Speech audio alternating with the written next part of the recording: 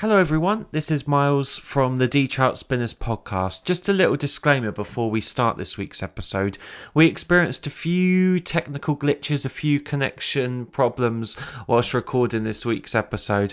So I hope what I've done, I've cleaned up the audio as best I can. So I hope what you get is passable in many ways, although the content of the show might not be. Do enjoy nonetheless, and I look forward to speaking to you soon. Bye bye. Old woman with a scolding. So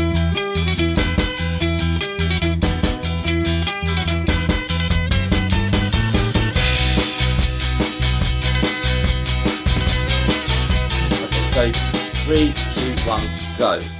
Willkommen, bonjour, konnichiwa to all of our listeners. This is the Trout Spinners.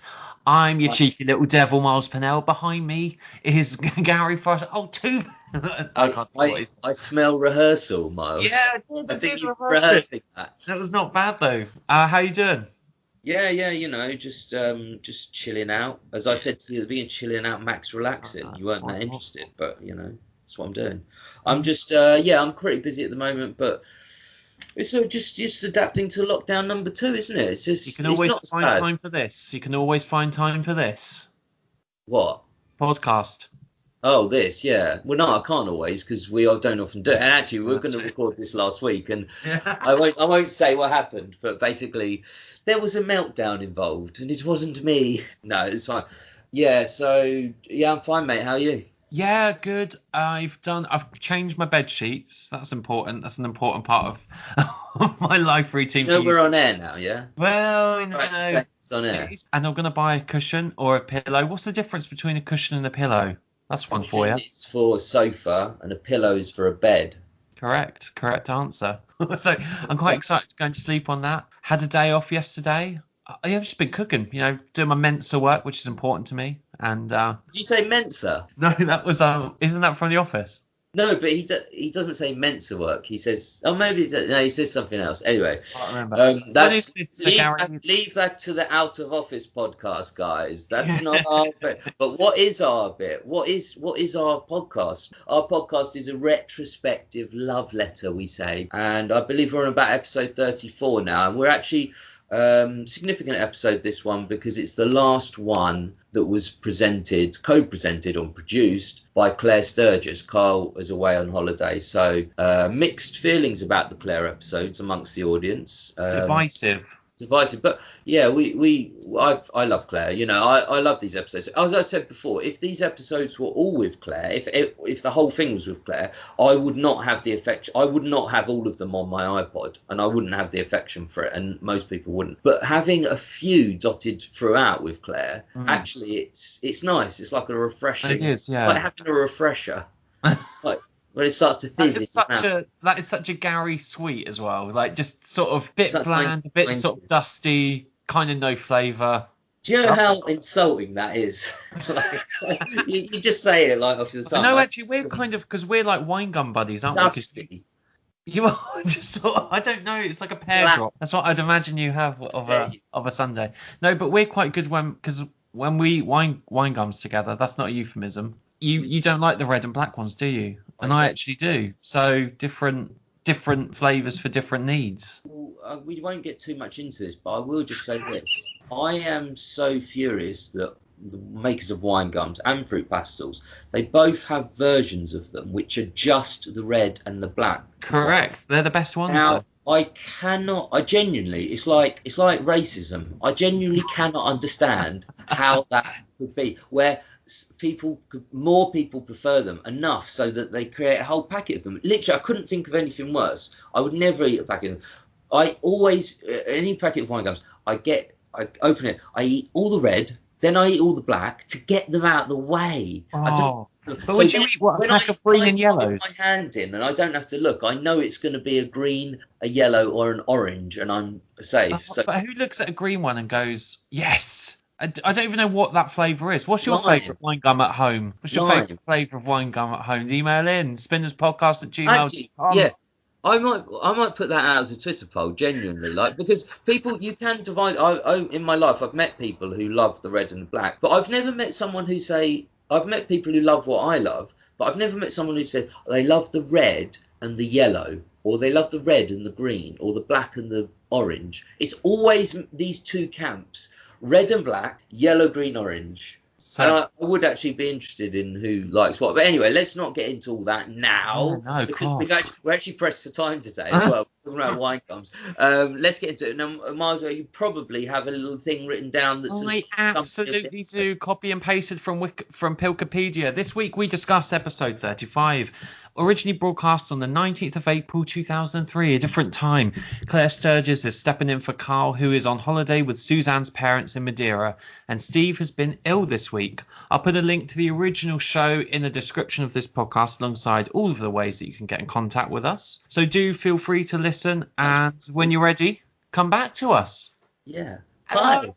It's as if they sort of. So coming up, we have favourite quotes. We'll have a sort of a discussion of the episode in general. We've got XFM in the community, which is where we go through your feedback each week. Some weeks it's pretty thin. Not my feedback. Like your feedback's great, but just have more of it, please. We want more feedback. Yeah, absolutely. We've got our little thing where I can't even remember what it's called, where we put our song into the thing. I need to get my XFM, the Trout Spinners Vault. So we've got all that coming up. We've got a break coming up. We're going to have a break. That's coming up, so look forward to that. But before we sort of dive into this episode, we've got a bit of podcast news. We're not going to spend too long on it, but basically we're now on Patreon, so you can subscribe to become a patron of ours. And we've got 2 already. Yeah, we just thought, we've obviously other creators we've seen gone on there, and we will be putting out additional material that isn't available normally for our sexy material. So, it will involve video clips of us, so you can see what we looks like. They won't be together at first because we're not allowed to meet because it's lockdown and that. But we will put out other podcasts, and we'll put up little video clips and things of that as well. So, yes, if that's not worth £4 of your money, I don't know what is. And we've already got 2 Patreons who have kindly donated to us. So we've got Peter Emanuelson. Peter Emanuelson? Yeah, it's an interesting name. Yeah. And Daisy Elizabeth, who is a D-Troutee of the show. And we're basically, I think we're going to call it, these are still ongoing discussions, of course, but we're going to call it like His Little Legs, aren't we? Yeah, because I'm actually sad whenever I think about His Little Legs, because there was a few names for the podcast that we could have gone with. And I came up with His Little Legs just after we'd agreed on what it was going to be, and we got some artwork done and things like that. So I always regret that we didn't call the main podcast His Little Legs. It's for a start, it's easier for people to type in to Google, fine, it's spell, That's for SEO as well. Trout Spinners, is it D? Is it the letter D? Is it D? It's D Trout Spinners. You're not getting a totally different show. It's not radically different, but you're getting something extra and different, and we will brand that as His Little Legs, although it's it's effectively the same as what we're doing now. Think of the D-Trout Spinners like a bland bit of toast, and His Little Legs is like with a little bit of a tiny smattering of butter and maybe just a whiff of Marmite. Think of it as D-Trout Spinners is mouldy bread, like really the bread is mouldy, so really disgusting. Yeah. And His Little Legs will be that mouldy bread, but with a little bit of peanut butter on. I like that. That sounds that sounds a total edifying experience for everyone involved. So moving on to the episode, because that's what everyone's here. Yeah. Gary, what are your initial thoughts of episode 35, the last one of Claire Sturgess? Well, I've kind of given away a bit how much I like it. I like it a lot. It's never going to be. I don't think this episode is going to be in anyone's list of classics. No, but it's certainly better than the worst of the episode. Even the worst ones I still like. I still find humour in them, so I like all of them. But it's nowhere near the bottom. It's kind of in the middle, and it's interesting. We've talked about this before, and this is the last time we'll get to a Claire episode. So unless she comes on with us, which doubtful. She hasn't replied to any of my messages yet. No, I'm still hoping. But we didn't reply for a while. So weird. Anyway, Steve seems more eager. Ricky's they just seem generally more relaxed. And for this particular episode, I did notice, especially at the beginning, this isn't a dig on Karl at all. We love Karl. Karl is the reason why these things are classic and timeless. But Karl, they just sound generally happier. If you listen back, you might think, oh well, do they? They just sound happier, and I think it's because even for Ricky, who's like a comedy genius and kind of gets something from antagonizing Karl, it takes a bit of effort and takes it out of you to antagonize. And even though he laughs a lot at what he causes Karl to say and do and things, it takes away, like it's a pain and an effort, I'm sure, partly. Now I know he loves it, and I know he does like the antagonism, but it's just like, if you always had Claire, he'd get bored of Claire. But it's just like they come in studios and they can sit down and just relax. They're not always trying to think of some way that they can antagonize Karl, and it's noticeable to me anyway that they seem happier on the episode. It doesn't mean it's a better episode for it or a worse episode for it, but it's just something that I noticed, that they did seem happier. And yeah, and in general, it's got some classic quotes. I do like the innovations catalogue talk. That's probably one of my favourites as well. Got a little feature. I'll do that in a minute. Nice. Yeah, it's in general, it's a middling episode. It's not bad, but as ever, Claire does a great job. She's not there to perform the role of Karl. No one could perform the role of Karl. She has a very good balance, I think, between producing and not talking too much or too little. She kind of gets it, and it's always nice to have a laugh, because you get Ricky's laugh a lot, and it's just nice. I've noticed this when you're listening to audio, to have a laugh, even if something is funny. If no one's laughing, you don't laugh so much. Whereas if someone laughs, like there's a duo who I listen to, Hawksby and Jacobs. Andy Jacobs laughs all the time. It makes it funnier. So Claire laughing kind of makes it. It's true. It kind of gives you a little prompt to. Yeah, it's not like, oh. No, I know. It's not like a laughter track. Laugh, no, but it's just like it's just empathetic. Laughter is very contagious and infectious, and yeah, it's just nice to hear her laugh. So yeah, that's my original thoughts, and I get that from we talked a little bit about this episode off air, and you're not a big fan of it. Is that right? I don't think it's like I don't think it ranks up there with my favourite Claire episodes. There's things I do like, obviously, like the innovations catalogue, when he's scary. Do you want to go to this? A, yes. B, no. Yeah, I love stuff like that. Favourite quotes. And, but there's three sort of particular milestones or anniversaries that I kind of wanted to mention. Like, the reason why they're happy is they've just won a BAFTA, and now it's 3 BAFTAs for The Office, isn't it? No, it's 4. 4, okay. Oh yeah. But hang on, yeah, that is part of it. But I genuinely don't think that they have like residual kind of happiness. That's like I think they're a bit more upbeat, but they kind of take it in their stride. By that point, it was still new to them winning awards, but it wasn't like.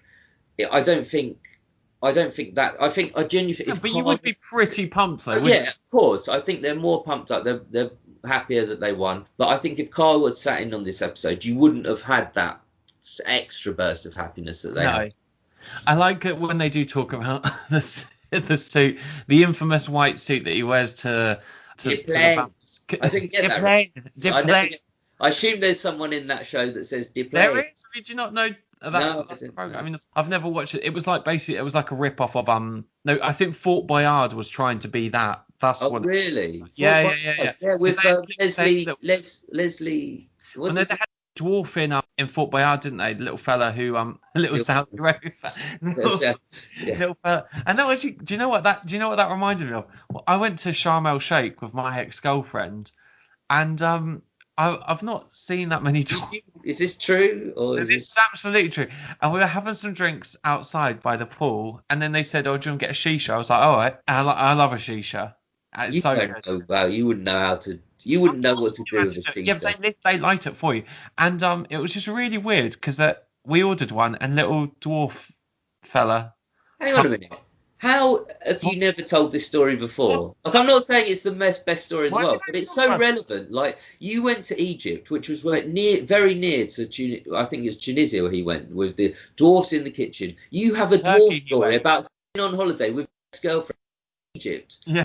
And you haven't told it yet. But it was weird because he was sort of like walking over with it, but it's huge. A shisha's huge, and it was just very strange. Are you sure he wasn't like 9? No, no, I could tell. He was a really nice bloke. We didn't talk or remain pen pals, but I respected him for the job he performed. You're not on trial. No, but that was weird. So yeah, no, I loved that bit where he's going to play. But yeah, the white suit, because that's what he wears for animals, isn't it? When he does the spoof of he mentions it as well, the Michael Jackson. And also the first outing of the white suit.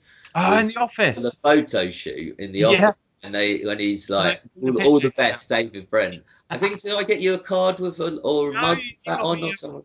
It was no, you did. The card said that, didn't it? I think didn't the mug have it on? But anyway, like, yeah, it's that's the first outing of the white suit. There's something like we talk about his arrogance and things like that, and wearing a white suit is very ostentatious and kind of it can come across arrogant, but that's no problem. I no problem. He's not Usher, is he? I think he's doing it knowingly. Like, he's doing it. I think he is wearing that suit ironically because he kind of knows how ridiculous it is, but at the same time, partly because he likes it and he kind of big. You would though. I think it was that time though, because I remember Jonathan Ross on the telly when his like mental suits, like, and it was like that. They did. Another sort of point that I wanted to raise is, on the 11th of November when we were meant to record this podcast, it was 19 years since Ricky, Steve and Karl hosted their first show on XFM. That's the series 1, the very first episode where the 3 of them came together, at least in reported history. Oh, really? No, that will be correct as well. That's just kind of right, isn't it? So this is a big. What are you going to celebrate? How are you going to? I love the fact that it's the most sacred anniversary. It's like Remembrance Sunday. Well, it's Remembrance Day. It's not always Sunday, and it's like, that is the anniversary of the ending of war, and but you're like, oh, the 11th of November. No, actually. What would you wear? What would you wear if we did commemorate that day? What would you wear instead of a poppy? What for the Ricky and Steve? A bit of orange peel, maybe just an orange like circle. I don't know, an orange wine gum. Yeah. Bring it back to full circle. Some a little old fella go 20 years today. No one listens to except some band of mental weird people on Reddit threads. Another reason for our audience and me like that. No, you wear socks. It's okay. Des O'Connor. Today. You're not today. Yeah, Des O'Connor. Big news for a toast to Des O'Connor. Yeah. Des O'Connor. I was listening to Des on a different show, like the warm-up with Johnny Voice, which aired like about 5 or 6 years ago, and just a very similar dynamic to the Ricky Gervais show on XFM. And Des O'Connor was one of their guests, and they played his song, and he was so good on that interview. And bear in mind, he was like over 80 then. He was so sharp and good, and people take the piss out of him. And he took the piss out of himself, but it is a loss, and sadly will be missed. Oh, but it reminds me of my favourite Rockbuster clue. That German man has just seen a tree fall on a woman. D.O. Des O'Connor. Des O'Connor. Des O'Connor. There's oak on her. She just seen a tree fall on a man. We put that out before, yeah. God, I wish I'd thought of that. I had that. My mum's big claim to fame with Des O'Connor is he told her to fuck off once. What? Hang on, because your mum's claim to fame with Stuart Lee is that it's very similar to that. Yeah, no, Stuart Lee called my mum a fat Ipswich cunt, which is nice. That was when she was walking to the bathroom during one of his sets. Pissing off celebrities with Jane Purnell. Oh, I love that. And she bought Chaz and Dave a pint. I love it. So she's in with the celebs. There's a lot of chat on obviously. Shall we talk about innovations? Because I think that's probably. Yeah, I had a little. Innovations closed down. They were kind of talking about it. I think it wasn't like just random. And it's not This is as much as you're ever going to get from a feature. Gary's feature. It's not it must be a leap year. 17 majestically useless items from the Innovations catalogue. So it's during the 80s and 90s, the Innovations catalogue sold a vision for the futures as lived through gimmicky inventions. So they've just got some here. Okay, a personal astrologer. What's that? Key in your birth details and today's date, then scroll through your personal reading on the 2-line LCD screen. It's obviously before like phones and that. Yeah. A levitating pen. These are all genuine ones that they sold. Yeah. Handheld fishing simulator. Actually, I quite like that. Well, it'd be good now, wouldn't it, if you can't leave the house? Yeah. A zippable tie. Spider scoop. That's so really useful. Is it? That's a useful invention. Bath aerobics. A safe new exercise routine that you can do in comfort and privacy of your own bathtub. In your bath? Bath aerobics pack consists of 10 double-sided waterproof cards, a display stand which sticks to the rim of the bath, and rubber sucker and full instruction booklet. I wouldn't do any exercise in the bath from fear of death. Except, is washing your hair an exercise? Yeah, I'll count that. For me, I'll do that. A phone in the shape of a frog. So chinging. I've heard it. We actually did have, in the 90s, my mum bought, you know, the the phone. Yeah. We had one of them. Oh, I think we had one of them. Yeah, they were good. Did you have the frog that it was like a frog or something, wasn't it? What am I thinking of? No, this was No, there's something else. Oh, right, something else. Pressed it. No, but you're similar. You mean just Crazy Frog? No, but it's similar. Was it a frog? It might have been a woman. I can't remember. It was something like attached to and you pressed it, and everyone had it. It's like such. Oh no, do you mean like Billy Big Mouth the fish? Yeah, that's one of the things. Yeah, yeah. I had one there. Yeah, actually, this. Can we get some more batteries for Billy Big Mouth? Billy, yeah, They're using them in the remote control. This one actually, God knows how they got away with selling this, but I could genuinely do with one of these. It helps to realign your big toe on either foot to correct position. How out of shape are your toes? Well, mine is not actually. Don't get them out. I don't want to see. I'm not going to, because I know you'll recoil in horror. Just look at myself. My big toe's fine. My second toe, which is the longest one, that's crooked. Then the rest are okay. So what about your toes, listeners? The toe. Email in. The deed to an acre on the moon, which we talked about. Karl bought, didn't he? I think you can get that. Yeah, you can name stars as well, can't you? Yeah, I think you can. I don't know. That was just a few things that the Innovations catalogue sold. That's my feature, and I won't be doing another one until the next 90 years later. Yeah. I do like there's a funny bit that's kind of related to SARS when it's a great Steve line where he says, "Oh well, that's very relevant." It's a couple of guys from Banzai, because it's relevant. Is that about SARS, that was like coronavirus before it was cool, absolutely nothing. Yeah, for comparison, it's mad, isn't it? It became a big thing, and a few people got it. But compared with what we have now, like SARS, it originated in China. Steve was worried about brushing up against Chinese people. That's as far as it got. Like now, it's nothing to do with Chinese people. It's everyone. It's unless you're Donald Trump. Well, no, I still came from China. You can acknowledge that. But what I'm saying is, it's nothing like you wouldn't avoid a Chinese person now more than you would avoid anyone else because, well, yeah, Miles just made a look that you would. I'm joking. Yeah, no racist. Yeah, it is interesting to hear SARS kind of talked about like how it nearly became this big thing, and you remember it by hearing Steve talk like that, but how completely different it was. It just went away. No one was. Yeah. I was never worried about it. No one's ever worried about SARS. I remember hearing about it. Yeah, but you were quite young. You were just a child. Yeah, I'm saying so. You wouldn't. Now coronavirus is kind of.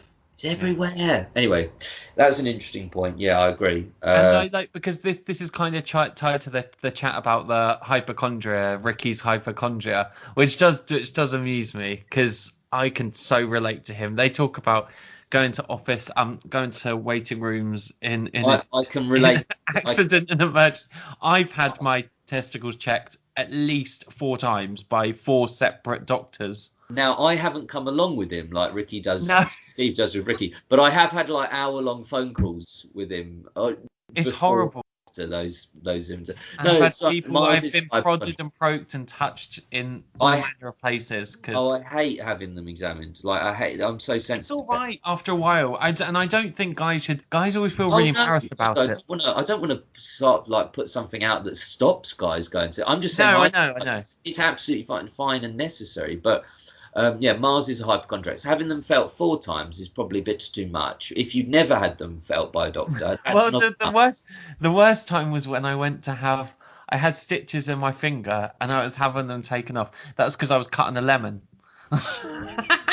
And it was a particularly tough skin of a lemon, and I cut my finger out. It was quite funny actually because my thumb was bleeding. We're And gonna write a sitcom about it. yeah, it'll be Maybe. good. And I was sitting in the emergency doctor's room in the waiting room, and I had my thumb up like that as if I was doing a thumb up. Yeah.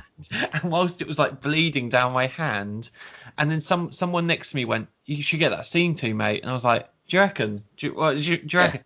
Anyway, so when I had the stitches removed a bit later, it was a different doctor to the one I'd seen, a big burly bloke doctor, and I was like, oh, cheers for that. And I had a bit of a niggle downstairs, and I was thinking, okay, I've got to take my opportunity when I can get it.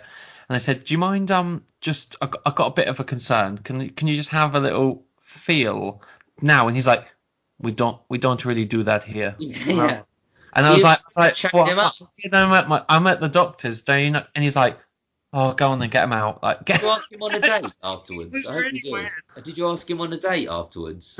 I hope you did. I had them felt once, and there was a lump, and it wasn't something they could dismiss. And he said, okay, so there is something there. These things generally turn out to be fine, but I need to send you to a specialist in London. And it was like a month wait.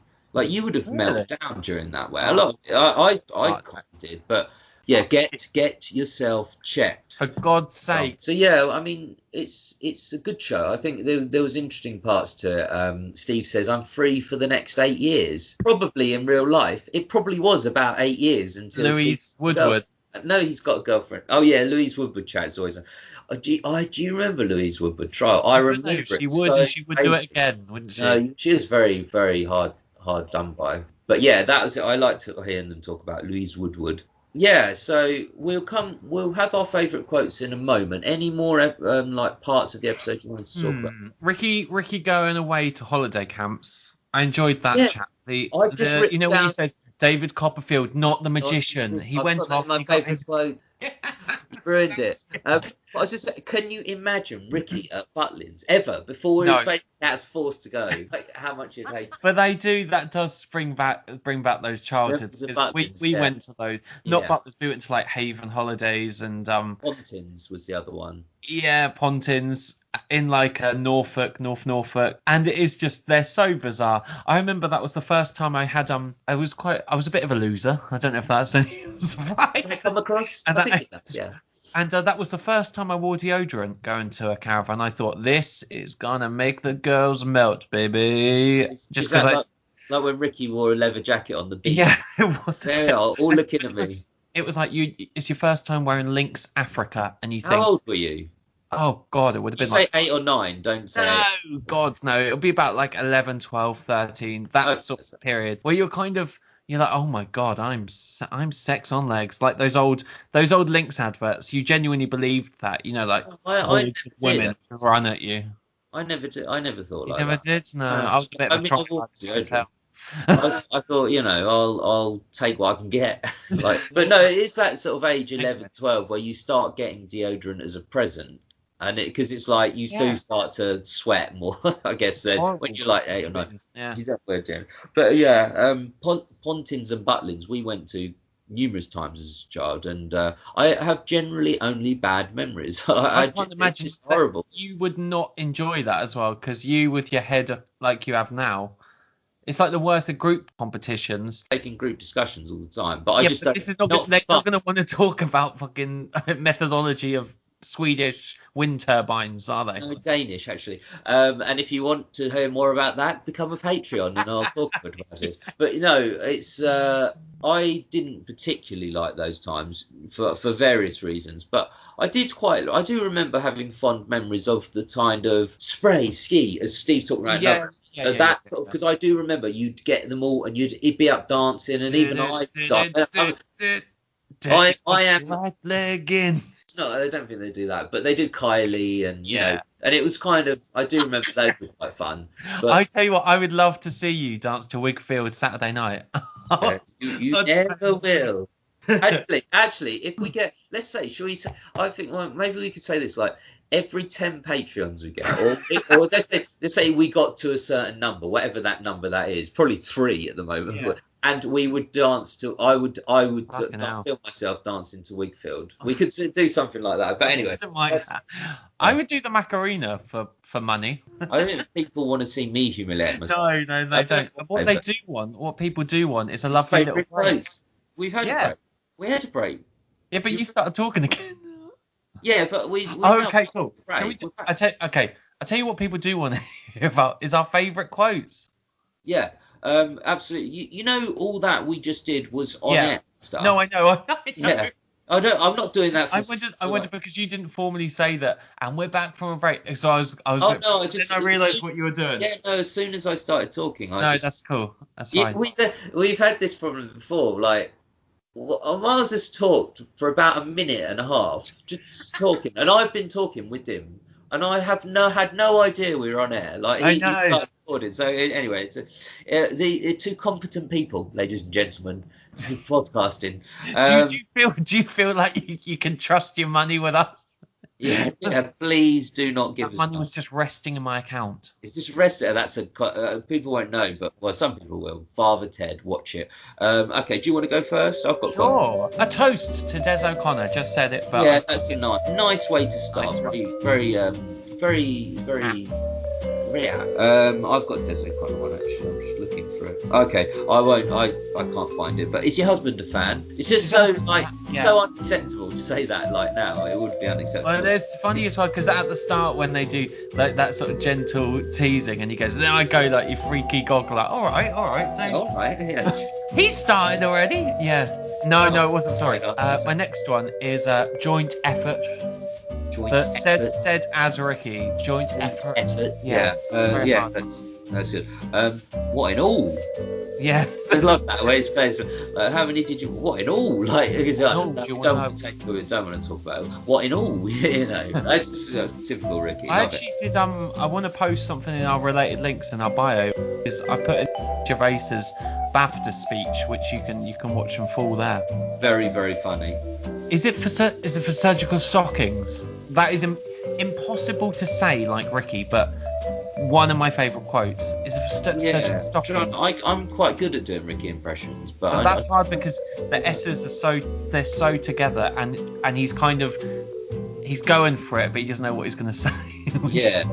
No, it's a good way of describing it. Actually, I found my Des O'Connor one. It doesn't look like one if you just read it. I am an anarchist. Oh, that's yeah. I am an anarchist. I'm an anarchist. I like anarchist because he does sing like that. Anarchist. I am an anarchist. I love Ricky's impression. This one. Old woman with a scolding. I've got that. Yes. I've got that. And actually, my next one, David Copperfield, not the magician. We've already done. That's fantastic. I don't like Spike Lee. I'm a racist. I've got that. No, I had E. I don't like Spike Lee. I'm a racist. You got to add the E. He does that in Series 0. These sort of flippant competitions with no real answer. Where he just goes. Yeah. The question is this: Do you want to go? A, yes. B, no. Now, actually, it's probably regulated quite strongly now. So it wasn't. No, not then. It wasn't. No. There was. Ricky goes, well, why did we waste time with the show? Shouldn't I have been calling? Like, I'm not going to get them now. You don't know that. That's weird. You should check out the Trout Spinners. They're a show about the Ricky Gervais show, and you'll learn. I like it. No, I don't actually. Call your family and tell them it's a girl. Yes, absolutely. Call your family and tell them it's a girl. If I look at it, because if I look at 140, because I think it should be. Yeah, that's great. It's great. Not. Or is it 94 or something like? Yeah, it's 40. No, I'm 40. Sure, someone will tell us. I'm sure someone will tell us. It's 940 because I think it's 40. 940 because I think it should be, and that completes my post. Thanks everyone. Thank you for your favourite quotes. If you've got any of your own, do email us, spinnerspodcast@gmail.com, or on Twitter, spinnerspodcast. Shall we wrap it up the show and do a little bit of XFM in the community? Yeah, I'd love to hear See us out. I haven't actually heard this, because often we share it between us, but I don't know what's coming up here. No. So this is from a new listener called David McGear, and he got in touch with us. Oh, I have read this. Sorry. At spinnerspodcast@gmail.com. Now just pretend you're hearing it for the first time. Harry, in season 4, have you noticed in the Chris Campling episode, Ricky doesn't quite tell the truth about what was said on KP's politics appearance? Ricky claims to have said, "Remember when we were talking about that in the week?" He clearly doesn't say that or words to that effect, although I don't think for 1 minute the show was scripted. It's just something that I've always noticed. I wonder if you had too.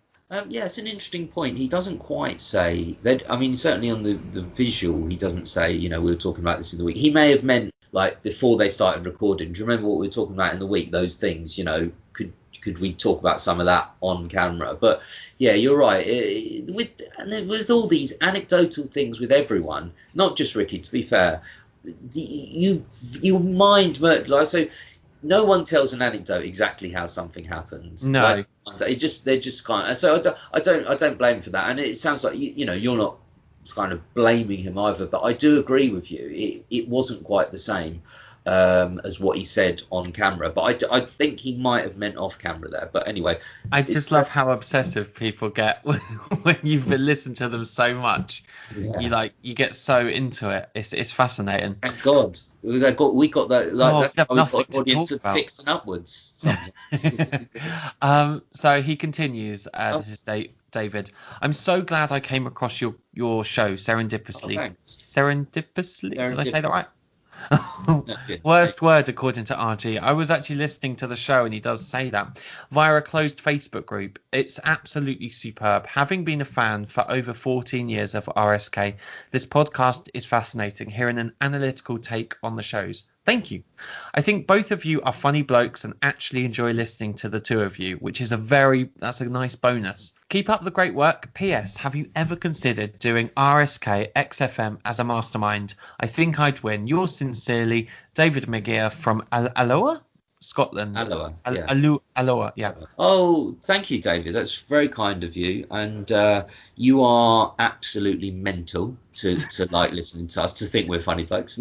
But no, I really appreciate it. And it sounds like you're kind of you're one of the similar people to us, and that's who we kind of have as an audience generally. And it's just lovely to hear. I mean, he said 14 years. I think that's the longest out of any fan. I think so. About how long they've been. There may be people listening who've liked the shows for longer, but 14 years, strange time to start, because they weren't really posted, or maybe they were, like, anywhere. Like, so there was this period, but where after the actual radio shows has happened, but before the internet became big enough to kind of have things. So where would you have listened to them? It must. So 14 years. We're talking 2006. Maybe because the podcast came out, their actual podcast around then. Yeah. People posting the radio shows as well on places. So that would be interesting, actually. Like, yeah, how did you listen to that? Mind you, there would have been mixtapes, CDs. People, you can record off radio back then as well. Yeah, but people can't. You can't. You just like giving it to one. But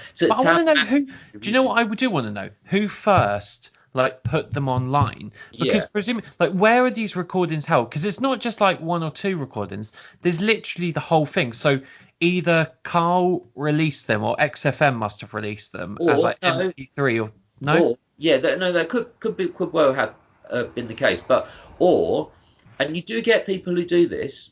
You do, because I've known people to kind of be obsessive about this. A fan might have recorded every single.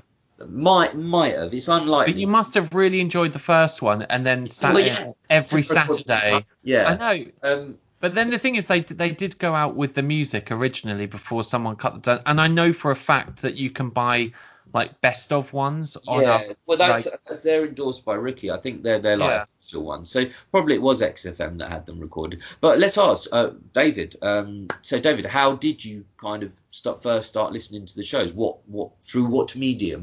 We'd be interested to hear. But again, thank you very much for your email. And we've got lots of other correspondence from Twitter, but I think we've got to sort of wrap up the show now. Yeah, Miles got a meeting. I have got a meeting. I'm really sorry, guys. I would love to sit here and chat all day, but I can't. Thank you. No, you didn't. No, you didn't. Thank you so much, everyone, for listening. Thank you, David. Or not this week? We don't have time. Let's not do it. Okay, just quickly, one word. What's your song? My song this week. Oh God, actually, this is a good one. So this is the D Trout Spinners Library. This is every week Gary and I select a song, and we put it into our Spotify playlist. I'll put a link to the bio. Not necessary. And you can listen to all of our songs, our musical recommendations, songs that a song that I like. My song that I like is this is a bit emotional one, and don't emotional too. It's from Lea Salonga, and it's she's like this singer who sang for Disney, and it's On My Own from the musical Les Miserables. On My Own. I don't know how it goes. It's the character. It's the fictitious character that I relate to the most in that musical and in popular culture generally. And I relate to my drunk song that I sing when I've had a few pints and I'm walking home. I pretend I'm that character, and I just walk along the pavement looking down at my feet and sing, sometimes in my head and sometimes out loud. I pretend. Quite embarrassing. Yeah, I pretend I'm. Who do I pretend I'm? I pretend I'm Alan Shearer. Anyway, let's not get to that. But mine was, and not because you picked that. I swear I was going to pick this anyway. It's not similar, but you'll understand why.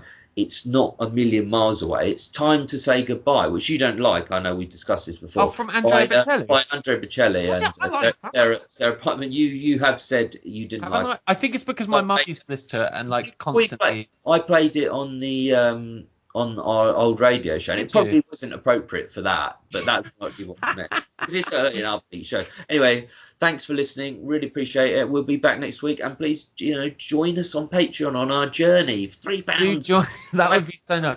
Or if you don't want to do that, do get in touch with us. We always like hearing. If you don't want to do that, you can fuck off. I don't want to with that poor slim piece of shit. spinnerspodcast@gmail.com or on Twitter, Spinners Podcast. Cheers, guys, and we'll see you soon. Bye.